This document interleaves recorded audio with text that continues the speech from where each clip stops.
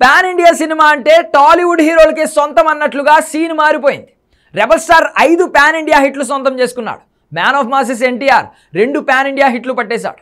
అల్లు అర్జున్ కూడా 2 pan India హిట్లు పట్టాడు. కానీ మరో 2 పాన్ ఇండియా ప్రాజెక్టులు చేసేందుకు టెన్షన్ పడుతున్నాడు Allu Arjun. Charan already pan India లెవెల్లో 2 సార్లు ఫెయిల్యూర్స్ ఫేస్ చేశాడు. ఇక కేజీఎఫ్ స్టార్ రాకీ బాయ్ అయితే టాక్సిక్తో పాన్ ఇండియాని షేక్ చేయాలని అనుకుంటున్నాడు. కానీ ఏం జరుగుతుందో సినిమా వస్తే కానీ చెప్పలేం. కాకపోతే కామన్గా ఈ ముగ్గురు హీరోల్లోనే పాన్ ఇండియా టెన్షన్ కొట్టొచ్చినట్లు కనిపిస్తోంది. రెబల్ స్టార్ రిలాక్స్డ్గానే ఉన్నాడు. మ్యాన్ ఆఫ్ మాసెస్ ఎన్టీఆర్ అయితే జపాన్లో పండుగ చేసుకుంటున్నాడు. ఇంతకీ వీళ్ళ కాన్ఫిడెన్స్కి ఆ ముగ్గురు హీరోల కంగారుకి కారణం ఏంటి? Have a look.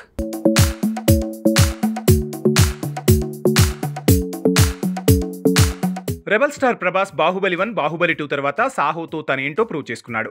సౌత్ లో అది అంతగా ఆడకున్నా నార్త్ ని కుదిపేసింది. తర్వాత రాధేశ్యామ్, ఆదిపురుష్ ఫ్లాప్ అవ్వటం వల్ల ప్రభాస్ రేంజ్ ఏంటో తేలింది. బేసిక్ గా హిట్ అయితే హీరో స్టామినా తెలుస్తుంది. కానీ ఫ్లాప్ అవ్వటం వల్లే రెబల్ స్టార్ రేంజ్ ఏంటో అందరికీ అర్థమైంది. రాధేశ్యామ్ ఫ్లాప్ అయినా 400 కోట్ల వరకు వసూళ్లు రాబట్టింది. అంటే పెట్టిన పెట్టుబడి వచ్చేసింది. 1000 కోట్ల స్టామినా ఉన్న హీరోకి ఇంతే రావటం కంటెంట్ వీక్ గా ఉండటం వల్లే అన్నారు. ఆదిపురుష్ అయితే దర్శకుడు రైటర్ మీద భారీగా ట్రోలింగ్ జరిగేంతగా రిజల్ట్ రివర్స్ అయింది. అంత ఫ్లాప్ అయినా 650 కోట్ల పెట్టుబడిని 700 కోట్లతో గట్టెక్కించాడు ప్రభాస్. సో ఓ సినిమా ఫ్లాప్ అయినా ఈ రేంజ్లో వసూళ్లు వస్తున్నాయంటే అదే ప్రభాస్ మార్కెట్ అంటున్నారు. అన్నట్టుగానే కంటెంట్ బాగుండే బాక్సాఫీస్ బద్దలే అని సలార్తో ప్రూవ్ చేశాడు ప్రభాస్. అది 800 కోట్లు రాబడితే కల్కి 1200 కోట్లు రాబట్టింది. ఫైనల్గా హిట్టు ఫ్లాపు అనే స్టేజ్ దాటేశాడు రెబల్ స్టార్ ప్రభాస్.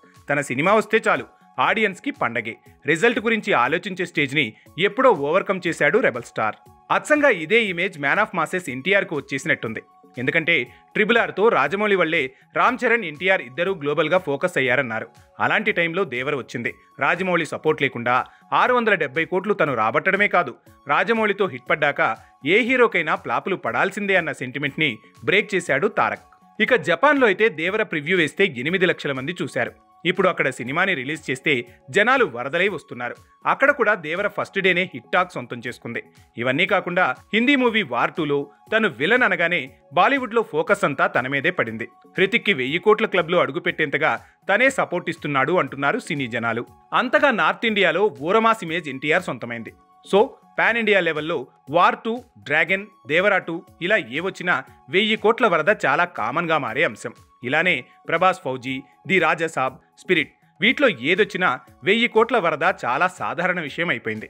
అందుకే వీళ్ళు పాన్ ఇండియా మార్కెట్లో సక్సెస్ ఫెయిల్యూర్స్కి అతీతులైపోయారు. ఇక ఎటొచ్చి కేజీఎఫ్ 2 భాగాలతో దుమ్ము దులిపిన కన్నడ స్టార్ యష్కే టాక్సిక్ మూవీతో అగ్ని పరీక్ష ఎదురవుతోంది. ఆచార్య, గేమ్ చేంజర్ ఫ్లాపులతో ఇప్పుడు పెద్ద మూవీ మీదే భారం పడుతుంది. ఎన్టీఆర్లా చరణ్ కూడా తనని తాను ప్రూవ్ చేసుకోవాల్సి వస్తుంది. పుష్ప 2 భాగాలు హిట్ అయినా బన్నీ తన నెక్స్ట్ 2 మూవీల విషయంలో కంగారు పడాల్సి వస్తుంది. ఈ ముగ్గురు ప్రభాస్, ఎన్టీఆర్లా కూల్గా సినిమాలు చేసే పరిస్థితి రావాలంటే గతంలో హిట్లిచ్చిన దర్శకులు సపోర్ట్ లేకుండా సోలోగా తామేంటో ప్రూవ్ చేసుకోవాలి. అదే అసలైన అగ్ని పరీక్ష.